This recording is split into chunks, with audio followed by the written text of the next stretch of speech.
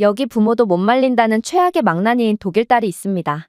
그리고 그녀는 예절 교육을 위해 강제로 한국으로 보내지게 되었고 1년 뒤 다시 나타난 그녀는 자신의 부모님 앞에서 충격적인 행동으로 모두를 경악시켰다고 하는데요. 그렇다면 한국으로 갔던 그녀가 대체 어떻게 변해버렸던 것일까요? 안녕하세요. 저는 독일 출신의 마르크라고 합니다. 최근 사이에 저는 정말 인생이 밑바닥으로 곤두박질 쳤다가 다시금 정상 궤도로 복귀하는 그야말로 엄청난 인생의 굴곡을 겪게 되었는데요. 그리고 완전히 곤두박질 쳤던 저희 가족의 삶이 다시 정상 혹은 그 이상으로 돌아올 수 있었던 가장 큰 이유는 바로 한국이기에 저는 아직도 한국에 대한 감사와 존경을 느끼고 있는 중입니다. 일단 이러한 문제의 중심에는 딸 카타리나가 있습니다. 저는 공부 사업을 크게 하는 중이고 사업은 꽤나 잘 풀렸지만 그만큼 제 개인적인 시간이 없었기에 저는 딸을 제대로 교육시키지 못했거든요. 그래서 풍족하긴 했지만 가정교육을 제대로 못 받고 자란 딸은 완전히 망나니로 전락해버렸죠. 카타리나는 워낙 귀하게 자란 탓에 돈을 마치 휴지 조각쯤으로 여기고 함부로 사용했고 질 나쁜 친구들과 어울리며 여러 민폐 행동과 남에게 피해를 주기를 반복했거든요. 제가 이제 막 성인이 된 카타리나에게 이제는 정신 좀 차리고 공부를 하거나 더 나은 인생을 위해 뭔가를 해보라고 조언했음에도 그녀는 그저 어차피 자신은 제 유산을 물려받으면 그만인데 도대체 자신이 왜 직업을 가져야 하냐며 어이없는 반응을 보이기 일쑤였고 듣기 싫은 말을 하기라도 하면 한 달 이상 가출을 해버리는 딸이었기에 저는 카타리나에게 도저히 싫은 말을 할 수가 없었습니다. 그렇게 딸의 막장 생활이 이어지자 저는 결단을 내리게 되었습니다. 바로 딸을 한국인 영수 아저씨께 강제로 보내버리는 거였죠. 사실 영수 아저씨는 제 아버지가 광산관리자로 근무하셨을 때 한국에서 파견왔던 파독광부였는데요. 그런데 영수 아저씨를 비롯한 한국인 노동자들은 매우 성실하고 모범적이었기에 그들은 비록 외국인 노동자 신분이었음에도 수많은 독일 관리자들에게 존경을 받았다고 했습니다. 아버지 또한 늘 한국에 있는 가족을 위해 헌신하고 모범을 보이는 영수 아저씨께 깊은 영감을 받았고 그렇게 광산 일을 하던 시절부터 지금까지 계속해서 연락을 이어오고 있다고 했죠. 아버지께서는 제가 어렸을 때부터 늘 인생은 한국인들처럼 살아야 한다고 말씀하시며 한국인들처럼 국가와 가족을 위해 헌신하고 늘 성실하고 모범적으로 인생을 산다면 언젠가는 그러한 근면성실에 대한 보답을 받는다고 강조하셨는데요. 물론 저는 딸에 대한 교육을 실패했긴 했지만 이러한 모범국가 한국이라면 제 딸을 어떻게든 사람을 만들어줄 거라고 생각했고 그렇게 영수 아저씨께 연락을 하게 되었습니다.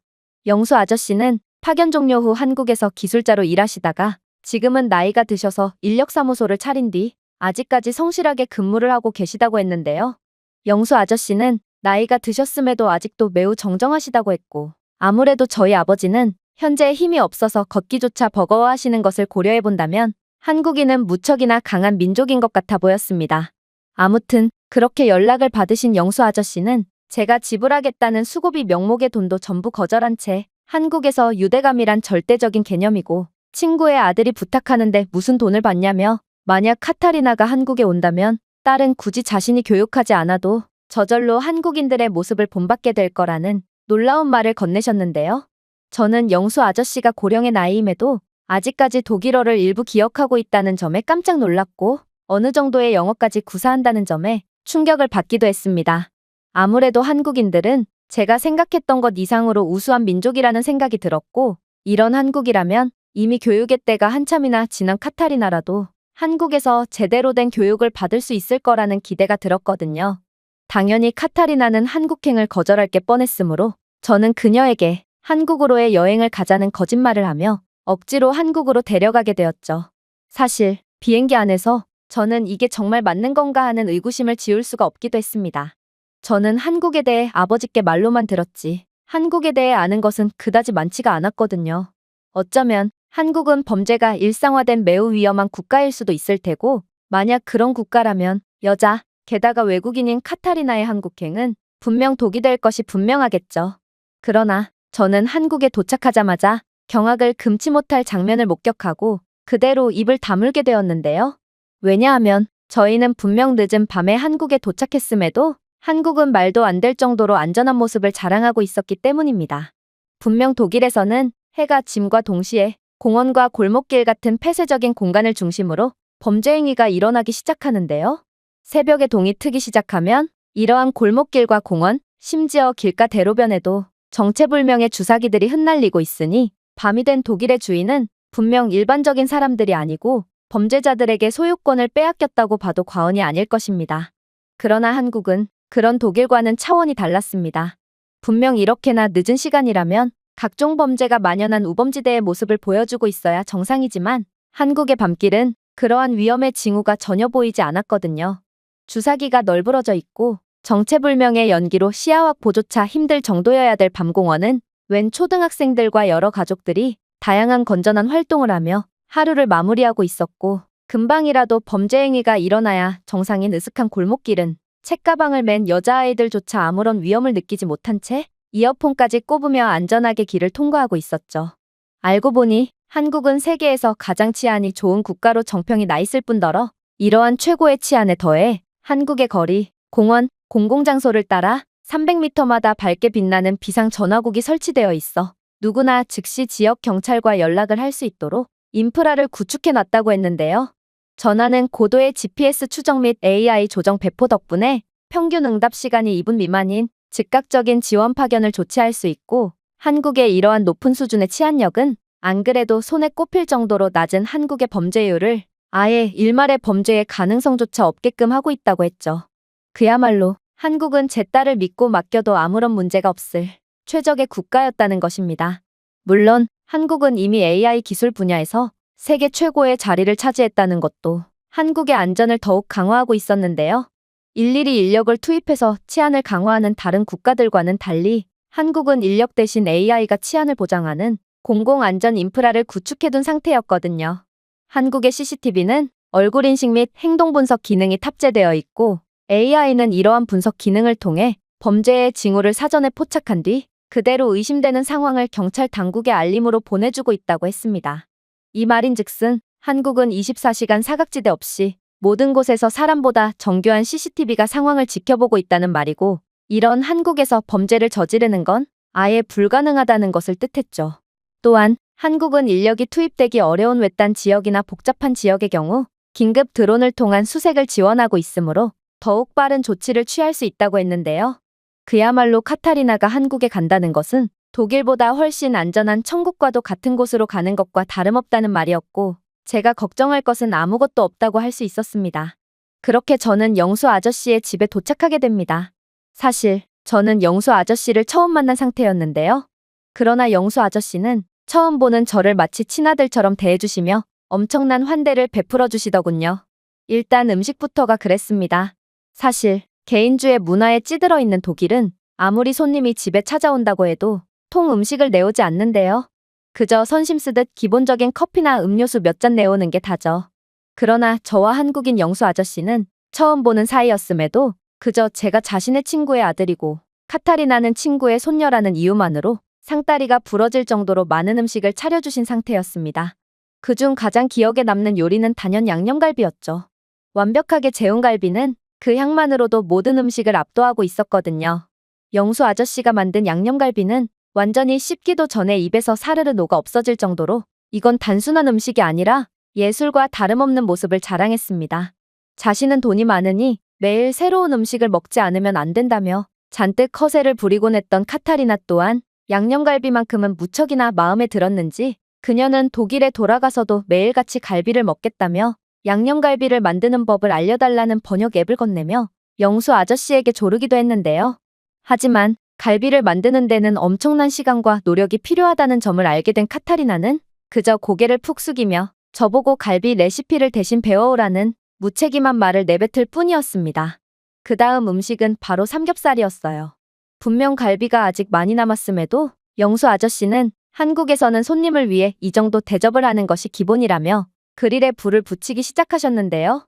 제가 갈비가 아직 많이 남았으니 새로운 요리를 해줄 필요는 없다고 손살에 쳤음에도 영수 아저씨는 제 말을 들은 척도 안 한 채 두꺼운 삼겹살 조각을 그릴에 올려놓았고 모든 요리를 압도하며 존재감을 보여주던 갈비 냄새는 이내 감칠맛 나는 삼겹살의 향으로 바뀌어가기 시작했어요. 영수 아저씨는 첫 번째 구운 돼지고기를 쌈장, 마늘, 고추와 함께 상추에 싸서 카타리나에게 건넸는데요. 그리고 놀랍게도 귀하게 자라서 입맛이 여간 까다로운 것이 아니라 외국 음식은 거의 먹지 못하는 카타리나는 삼겹살 쌈을 맛보자마자 몸을 뒤로 젖히면서까지 경탄을 하더라고요. 딸은 삼겹살 쌈은 고기의 풍부함과 야채의 신선함이 균형을 이루는 천재적인 음식이라며 혀를 내두르는 반응을 보였거든요. 그러면서 독일로 돌아가기 전에 한국에서 삼겹살 전용 그릴을 구매하자며 한식에 완전히 빠져버린 듯한 반응을 보였죠. 그녀의 바람과는 달리 독일에는 저만 돌아갈 수 있고 카타리나는 그대로 한국에 남아서 1년 동안 원 없이 삼겹살을 먹게 될 테지만 딸은 그러한 사실은 꿈에도 모른 채 그저 천진난만한 미소와 함께 음식에 대한 만족감을 보이고 있을 뿐이었습니다. 하지만 제 입장에서 가장 충격적인 메뉴는 따로 있었어요. 그건 바로 해물파전과 고등어구이였죠. 사실 독일은 바다가 있긴 하지만 지리적인 요건상 매우 한정적이기에 싱싱한 해산물을 맛보기란 정말 쉽지 않습니다. 그러나 한국은 삼면이 바다로 둘러싸인 반도국가답게 매우 싱싱한 품질의 해산물을 자랑하고 있었는데요. 간장 소스에 담근 해물파전 조각은 바삭한 가장자리와 부드러운 속이 완벽한 조화를 이뤘고 해산물이 깊은 맛을 주었기에 그 어떤 음식보다도 수준이 높다고 할 수 있었죠. 구운 고등어도 마찬가지였습니다. 고등어 구이는 매우 신선했고 또 완벽하게 양념되어 있었는데요. 화려한 소스도 없고 간단한 요리였으며 이건 독일에서도 충분히 먹어봄직한 메뉴였지만 한국은 독일과는 수준이 다른 퀄리티의 고등어 구이를 제공하고 있었습니다. 해산물은 비려서 싫다며 질색을 하던 카타리나마저 자신이 고등어 구이를 좋아할 줄은 몰랐는데 한국 고등어 구이는 정말 환상적이고 풍미가 좋다며 엄지손가락을 치켜 올렸습니다. 그러나 카타리나가 무엇보다 만족했던 한국의 요리는 따로 있었어요. 바로 호떡, 떡, 식혜와 같은 한국식 디저트였죠. 사실 이러한 음식 외에도 영수 아저씨는 수도 없이 많은 음식을 준비하셨기에 저는 더 이상 음식을 집어넣으면 그대로 역류할 것만 같은 느낌이 들었고 그건 카타리나 또한 마찬가지처럼 보였지만 그녀는 디저트용 공간은 따로 있다며 자신있게 호떡을 집어들었는데요. 그리고 호떡을 맛본 그녀는 이번에도 저보고 호떡의 레시피를 배워오라는 무책임한 말을 건네오더라고요. 그렇게 카타리나는 거의 성인 남성 2명분의 어마어마한 양의 음식을 먹었고 그건 저 또한 마찬가지였지만 영수 아저씨가 준비해온 음식은 아직도 한 상 가득 남아있었는데요. 결국 저는 갖가지 핑계를 대면서까지 영수 아저씨를 설득한 끝에 한국인 영수 아저씨의 식구문에서 겨우 벗어날 수 있었고 카타리나는 과식을 해서 졸린지 그대로 남는 방의 침대에서 기절해버리더라고요. 그리고 이 모습을 본 저와 영수 아저씨는 무언의 눈빛을 주고받을 뿐이었어요. 저는 카타리나의 지갑에서 현금과 카드 등을 전부 빼가며 그녀가 혹여라도 비행기표를 구매해서 독일로 다시 돌아올 수 없도록 조치를 취했는데요. 그리고 영수 아저씨의 손을 붙잡고 이런 귀찮은 일을 도와준 영수 아저씨에 대한 감사와 또 딸을 잘 부탁드린다는 무언의 부탁의 표정을 지었습니다. 영수 아저씨는 카타리나는 여자도 충분히 할 수 있는 일로 배정해 줄 테니 너무 걱정 말고 있으라고 했는데요. 여자도 식당 주방 일이나 설거지 등의 일은 충분히 할 수 있다며 이건 매우 힘들지만 의지만 있으면 누구든 할 수 있는 일이라고 했어요. 저는 손에 물 한 방울 묻혀본 적 없던 카타리나가 그러한 의지가 있을지는 잘 모르겠지만 아무튼 저는 한국이 아니라면 그녀의 안 좋은 버릇들은 절대로 고칠 수 없을 거라고 확신했기에 그렇게 눈물을 머금고 한국 공항으로 되돌아가 독일행 비행기에 탑승하게 됩니다. 그리고 한국이라는 머나먼 국가에 왔음에도 너무 바빠서 여행도 즐기지 못하고 그대로 독일로 돌아가야만 하는 제 운명에도 안타까움을 느꼈죠. 그렇게 시간은 속절없이 흘러갔습니다. 처음에는 그렇게나 전화로 울고불며 자신을 한국에서 꺼내주기만 한다면 공부도 열심히 하고 말도 잘 듣겠다면서 간청을 했던 딸도 시간이 지남에 따라 제게 연락 한 통 안 하기 시작했는데요. 저는 그런 딸이 걱정이 되면서도 그저 제가 한국에서 직접 느꼈던 신뢰감을 믿고 딸을 한국에 맡길 수밖에 없었습니다. 그렇게 1년이 지났습니다. 그리고 그동안 딸에게도 많은 변화가 있었을 테지만 제게도 많은 변화가 있었는데요. 그 대표적인 점이 바로 제 사업이 완전히 쇠퇴했다는 거였습니다. 공구사업은 그 특성상 진입장벽이 낮을 수밖에 없었고 그렇게 수많은 경쟁 업체들이 생기며 제 사업의 파일을 점차 내줄 수밖에 없었는데요. 그러나 저는 그러한 경쟁자들을 제치겠다고 무리한 사업 확장과 치킨 게임을 하다가 결국 엄청난 적자에 허덕이며 완전히 몰락해버린 것입니다. 정말로 저는 그동안 벌어둔 돈까지 전부 까먹게 되었기에 집도 조그마한 단칸방으로 옮기고 차까지 전부 팔아넘겨야 했는데요. 아무래도 그렇게나 허영심 많던 딸이었기에 이런 제 몰락한 모습을 보면 엄청난 실망을 할 게 분명했고, 저는 그렇게 패배자가 된 것 같은 기분으로 친구에게 빌린 차를 몰고 딸을 맞이하러 공항으로 갔습니다. 그런데 그렇게 도착한 공항에서 딸은 제게 충격적인 행동을 하는 거 아니겠어요? 딸은 저를 보자마자 절을 하며 저를 반갑게 맞이해줬거든요. 분명 제 빌린 허름한 차량과 가난한 행색을 보았음에도 카타리나는 그런 건 안중에도 없다는 듯 더러운 바닥에 무릎까지 꿇는 이상 행동을 보이더라고요. 이게 도대체 무슨 상황이란 말인가? 저는 순간적으로 이건 제 딸이 아니고 영수 아저씨가 딸과 비슷한 사람을 대신 보낸 것은 아닐까 하는 황당한 의심까지 했을 정도로 이건 도저히 예상치도 못한 모습이었습니다. 그도 그럴 것이 그녀는 한국으로 가기 이전에는 그 누구에게도 인사를 하지 않는 오만함을 보였거든요. 그녀는 심지어 이웃 할머니나 학교 선생님께도 절대로 인사하지 않았고 가끔 제 친구들이 집에 놀러와도 그저 휴대폰만을 만지작댈 뿐 고개조차 들지 않았죠. 그런데 그런 망나니였던 카타리나가 도대체 한국에서 무슨 일을 겪었길래 이렇게나 180도 변해버렸다는 말인가? 저는 너무나도 황당한 나머지 딸에게 대체 한국에서 무슨 일이 있었냐며 걱정스럽게 물어봤는데요. 그러자 카타리나는 충격적인 답변을 해오는 거 아니겠어요? 맞아요. 저는 독일에서 진정으로 존경심을 느낀 적 따위는 없어요. 그래서 존경이라는 개념조차 몰랐죠. 하지만 한국의 어르신들은 제게 존경심이란 어떤 감정인지를 몸소 가르쳐 주셨죠. 영수 할아버지만 해도 그래요. 할아버지는 매우 연로하셨음에도 항상 열심히 일하셨고 그건 모든 한국인 중장년층들이 마찬가지였거든요.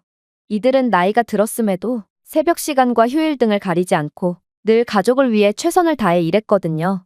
그동안 한심한 인생을 살아왔던 저는 이런 한국인들을 존경하지 않을 수가 없었고 이러한 존경심을 직접 느낀 저는 어른들에 대한 예의가 저절로 생기게 된 거예요. 이럴 수가, 한국은 정말로 친부모인 저조차도 해내지 못했던 일을 완벽하게 해내버린 것입니다. 물론 카타리나는 한국에서 물질적인 것보다 내면이 발전하는 것이 더욱 중요하다는 사실을 깨우쳤는지 이전과는 다른 허름한 집을 보고도 전혀 실망하는 기색이 없었는데요. 그저 이 힘든 상황에 아빠 혼자 고생이 많았다며 저를 꼭 껴안아줄 뿐이었어요. 그리고 저는 이러한 완전히 철이 들어버린 딸의 모습에 간신히 눈물을 참을 뿐이었습니다. 하지만 가장 놀라웠던 점은 따로 있었어요. 카타리나는 도대체 어디서 배웠는지 제게 계속해서 놀라운 예절을 보여주기 시작했거든요. 제가 물 한 잔을 따라주어도 카타리나는 늘 감사하다는 말을 하며 고맙다는 말을 달고 살았고 심지어 제가 물건을 주면 두 손으로 공손하게 받기까지 하는 등 정말 웬만한 예의 바른 사람들을 훨씬 상회하는 극한의 예의 바른 모습을 보여주었거든요. 한국에 가기 이전에 그녀는 어떠한 상황이 있어도 절대로 고맙다는 말을 하지 않는 시건방진 모습을 보여줬기에 저는 어쩌면 딸이 한국에서 예의 없는 행동을 하다가 누군가에게 물리적인 교육을 받고 저절로 예의가 주입된 걸 수도 있겠다는 생각을 안 할 수가 없었는데요. 그래서 저는 카타리나에게 혹시 누군가에게 맡기라도 한 거냐며 진지하게 질문을 건네봤습니다. 그러자 딸은 박장대소를 하더니 이내 놀라운 대답을 해오기 시작하더군요. 한국인들은 절대로 폭력을 행사하지 않아요. 이들은 툭하면 주먹부터 나가는 독일 멍청이들과는 차원이 다른 사람들이라고요. 다만 저는 한국에서 너무나도 많은 호의를 받았고 결국 고마움이라는 건 어떤 감정인지를 완전히 깨닫게 되었거든요. 독일에서는 거금의 용돈으로 뭐든 쉽게 해결했던 저였지만 한국에서 저는 돈 한 푼 없는 빈털터리일 뿐이잖아요.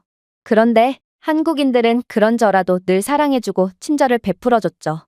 영수 할아버지만 해도 저희가 처음 할아버지 댁에 도착했을 때 주셨던 엄청난 양의 식사 대접을 매일같이 제공해 주셨어요. 할아버지는 친구의 손녀는 곧 자신의 손녀라며 저를 친손녀처럼 대해주었고 정말로 제게 매일같이 식사를 차려주는 데만 몇 시간씩을 사용하셨어요. 처음에는 이러한 호의를 당연하게만 받아들였던 저지만 이제는 그러한 한국인들의 호의는 당연한 것이 아닌 것을 이해하게 되었고 결국 저도 감사라는 것을 할 줄 아는 인간이 될 수 있었던 거예요. 이건 정말 놀라웠어요. 한국인들은 정말로 딸에게 어떠한 잔소리도 하지 않고도 그저 딸이 스스로 문제점을 느낄 수 있게 하고 스스로 성찰하며 진정한 인간으로 발전시킨 거거든요. 이건 제가 실패했던 부분이었기에 진정한 부모로서의 역할을 수행해준 한국에 매우 감사할 뿐이었습니다. 하지만 딸의 변화 중 그 무엇보다도 놀라웠던 점은 따로 있었어요. 그건 바로 청결에 대한 부분이었는데요. 늘 자신의 방안을 돼지우리처럼 만들며 더러운 옷과 쓰레기들을 그대로 방치해두는 그야말로 청소라는 것 자체를 해본 적도 어떻게 하는지도 몰랐던 카타리나는 이제는 되려 제게 청소 좀 하라며 구박을 하고 있는 상황이거든요. 사실 저는 매우 깨끗한 편이었는데요.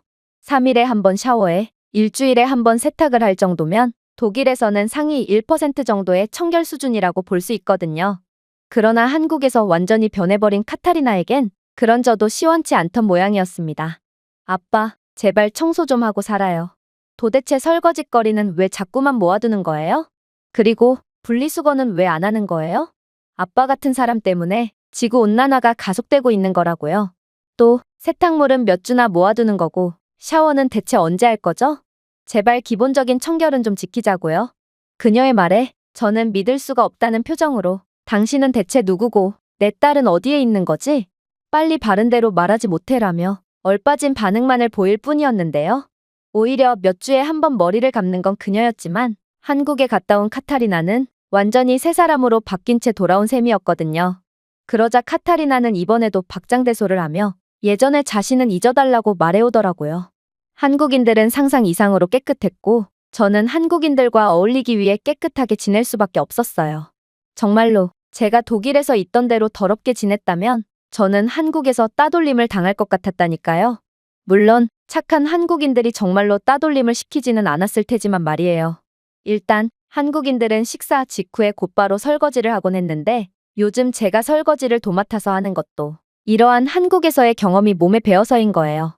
또한 한국인들은 하루에 한 번 샤워는 기본이고 2번 하는 사람들도 있었을 뿐더러 양치는 무조건 하루에 3번씩 하더라고요.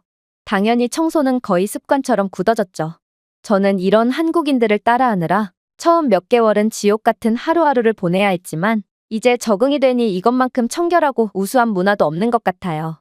정말로 모든 독일인들은 한국인들의 반이라도 본받아야 한다니까요. 더러움이라면 둘째가라면 서러울 그녀의 입에서 이런 말이 나올 줄이야. 저는 한국은 정말로 불가능도 가능케 하는 기적의 국가가 맞구나 싶었습니다.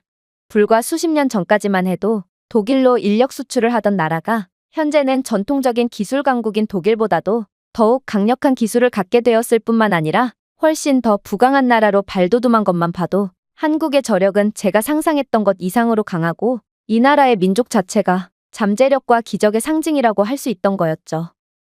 그 밖에도 한국은 정말 파도 미담만 존재할 뿐이었어요. 용돈이 너무 많아서 자신의 물건을 소중히 여기지 않던 카타리나는 이제는 아무리 하찮은 물건이라도 절대로 자신의 물건을 잃어버리는 법이 없고 심지어 남에게 먼저 호의까지 베푸는 말도 안 되는 모습을 보여줬거든요. 그녀가 나무리의 건물의 문을 잡아준다거나 버스에서 자신의 자리를 노약자에게 양보하는 모습을 본 저는 정말 충격을 넘어 경악까지 했을 정도로 말도 안 되는 모습이었습니다. 하지만 카타리나는 여전히 태어날 뿐이었어요. 카타리나는 한국에서도 지갑과 휴대폰을 수도 없이 잃어버렸지만 독일이라면 절대로 찾을 수 없는 이러한 상황에 한국의 수준 높은 시스템과 환상적인 시민의식 덕분에 늘 자신의 짐을 찾을 수 있었다며 자신은 이러한 한국에 대한 감사와 사죄의 감정으로 자신의 짐을 철저하게 관리하게 되었다며 너스레를 떨었죠. 또한 자신은 처음에 한국어를 전혀 몰랐으므로 한국의 대중교통에서 매번 헤매기 일쑤였지만 그때마다 친절한 한국인들이 하나같이 도움을 주곤 했고 또 몇몇 한국인들은 넋이 나가 있는 자신에게 자리를 양보해주기도 했다고 했는데요. 그러니 자신은 한국인들이 베풀었던 호의를 그대로 다시 돌려주는 것뿐이니 그다지 대단한 것도 아니라며 웃음을 짓더라고요. 극심한 개인주의에 찌들어 있는 독일에서는 이렇듯 남을 위해 호의를 베푸는 경우가 거의 없기에 저는 그녀의 친절한 행동에 더더욱 감탄을 하며 한국은 대체 어떤 국가였던 것인가 하는 경악의 감정을 느낄 수밖에 없었습니다. 그런데 딸이 돌아온 후 찾아온 가장 큰 변화는 따로 있었습니다. 그건 바로 망해가던 제 사업이 완전히 부활하기 시작했다는 거였습니다. 재밌게도 그건 바로 딸이 가져온 한국의 믹스커피 덕분이었어요. 딸은 다른 건 몰라도 한국의 믹스커피만큼은 절대로 놓고 올 수 없었다며 아예 아침의 시작을 믹스커피로 시작하더니 마치 믹스커피를 물처럼 마시며 믹스커피를 달고 살았거든요. 그러면서 카타리나는 믹스커피는 자신이 한국에서 새 사람으로 다시 태어나는 힘든 과정을 이겨내게 해준 원동력이라고 했는데요. 한국에서 딸은 주로 여자가 할 수 있는 일인 식당 주방일에 자주 동원되었다고 했습니다. 그리고 힘든 주방일과 설거지 등을 마친 뒤에는 늘 한국인 동료나 아주머니들과 함께 얼음을 넣은 시원한 믹스커피를 마셨다고 했죠. 그리고 일 중간중간에 휴식 시간이나 식사를 마친 직후에는 따뜻한 믹스커피를 마심으로써 체력을 충전했다고 했고, 아무래도 한국인들이 그렇게나 지치지 않는 강철 체력을 보여줄 수 있었던 것도 전부 이러한 믹스커피 덕분인 것 같다는 말까지 건네더라고요. 실제로 그렇게 맛본 믹스커피는 정말 환상적이었습니다. 제가 믹스커피의 첫 모금을 마셨을 때 달콤하고 크리미한 커피향이 방의 따뜻함과 편안함을 선사했는데요. 이건 유럽에서 익숙한 쓴 커피보다 훨씬 맛있고 중독성이 강했고, 심지어 커피의 카페인 효과 때문인지 일에 지쳤을 때마다 믹스커피를 한 잔씩 하면 그러한 피로가 거짓말같이 풀리곤 했습니다. 한국인들은 이런 걸 도대체 어떻게 만들었는지, 믹스커피는 정말 별거 없는 것처럼 보였지만 커피, 설탕, 크레마의 혼합 조합은 다양한 상황에 잘 어울렸고, 이건 분명 외국의 음료였음에도 독일에서도 호불호를 가리지 않고 누구에게나 매력적이었습니다. 특히나 믹스커피의 콤팩트한 크기는 어디서나 휴대하기 쉽고 뜨거운 물만 있으면 항시 만들 수 있게끔 해줬는데요. 결국 저 또한 카타리나처럼 믹스커피 중독자가 되어버렸고, 급기야 저는 이러한 믹스커피를 사무실에까지 구비해두게 되었죠. 그런데 제가 믹스커피를 사무실에 구비해둔과 동시에 제 사업에는 충격적인 변화가 일어나기 시작했습니다. 바로 여러 사람들뿐만 아니라 거래처 사람들까지 제 사무실에 믹스커피를 맛보기 위해 별일이 없음에도 삼삼오오 제 사무실로 모여들었는데요. 그야말로 믹스커피는 사무실과 사교 모임에서 필수품과 다름없었고, 이러한 믹스커피 덕분에 사업이 쇠락함과 동시에 찾는 사람 한 명 없게 되었던 제 사무실에는 점점 더 많은 사람들이 찾아와 자연스레 가벼운 대화를 나눌 수 있게 되었습니다. 놀라웠던 건 믹스커피를 마신 거래처 사람들은 활기차고 기분이 좋아지곤 했고, 제 사업이 망해감에 따라 통 논의하지 않게 되었던 사업 이야기를 먼저 꺼내곤 했다는 거인데요. 덕분에 지지부진하던 거래회의가 탄력을 받기도 했고, 제가 그렇게나 노력을 쏟아부어도 안 됐던 계약을 따내기도 하는 등 믹스커피는 정말 기적과도 같은 변화를 만들어내기 시작했습니다. 특히나 거래처 대표들은 제 사무실에 이상한 커피가 있다며 다른 거래처 대표들도 함께 데려오곤 했고, 저는 그들에게서도 무리 없이 계약을 따내며 저는 순식간에 부활의 신호탄을 쏘아 올리게 되었는데요. 심지어 믹스커피를 제공했음에도 거래가 잘 안 풀리는 날에는 미리 구해놓은 믹스커피 박스를 뇌물로 바치며 저는 그야말로 커피 외교를 벌이곤 했고, 이러한 뜻밖의 선물을 받은 그들은 마치 돈다발을 뇌물로 바친 것보다 더욱 만족하는 반응을 보이며 계약을 긍정적으로 검토하곤 했습니다. 저는 이러한 놀라운 상황에 저는 그동안 제품을 더욱 완벽하게 만들고 계약사항의 유불리를 따지는데 너무 집중하느라 비즈니스의 인간적인 면을 잊어버렸었다는 사실을 인지하게 되었는데요. 저의 이러한 차갑고 계산적인 면모에 계약을 위해 모였던 거래처 사람들마저 전부 떠나가는 참사를 초래했던 거였죠. 그러나 한국의 믹스커피는 다른 사람들로 하여금 제가 사람들과 소통하고 경험에 관심이 많다는 것을 보여주는데 큰 도움이 되어주었던 거였고, 이건 제가 지금까지 사용해본 것 중 가장 간단하면서도 가장 효과적인 비즈니스 도구인 셈이었습니다. 믹스커피 그 자체가 제 성공을 이끌어준 것이 아닌, 한국은 사업에 집중하기보다 따뜻한 대화를 나누며 인간적인 교감을 한다면 더욱 이익이 극대화된다는 것을 가르쳐준 것이죠. 결국 다시금 기회를 찾고 성공적인 사업체를 이끌게 된 저는 딸에게 이건 전부 믹스커피 덕분이라며 호들갑을 떨었는데요. 그러자 카타리나는 그저 미소를 지으면서 한국인들은 역시나 천재였다면서 한국인들은 이런 전략을 이미 알고 사용하고 있는 중이고, 실제로 한국 사무실에 가보면 죄다 믹스커피를 구비해두고 있고 사무실에 방문하는 사람들에게 한 잔씩 내오고 있다며 너스레를 떨더라고요. 아무래도 한국은 이러한 믹스커피를 사업을 위해 계산적으로 구비해둔 것이 아닌 사람과 인간관계를 워낙 좋아하는 한국인들이기에 더욱 따뜻한 소통을 하기 위해 구비해둔 거였고, 이러한 한국인들의 정겨운 마음씨는 본의 아니게 환상적인 사업 전략으로 통했던 게 아닐까 싶은데요. 아니면 한국인들은 남을 위하는 따뜻한 배려심과 인간관계를 소중히 하는 마음은 오히려 계산적인 태도보다 더욱 많은 이익을 가져다 준다는 것을 그 누구보다 빨리 깨달은 천재일 수도 있고 말입니다. 정답이 뭐든 간에 한국인들은 분명 배울 점 많은 사람들이고 저희 가족에게 기적을 가져다 준 존경스러운 사람들이라는 것은 변함이 없습니다. 제가 준비해온 내용은 여기까지입니다. 끝까지 시청해주셔서 진심으로 감사드리며 여러분들의 구독과 좋아요, 알림 설정은 영상 제작에 큰 힘이 됩니다. 이상 세모튜브였습니다.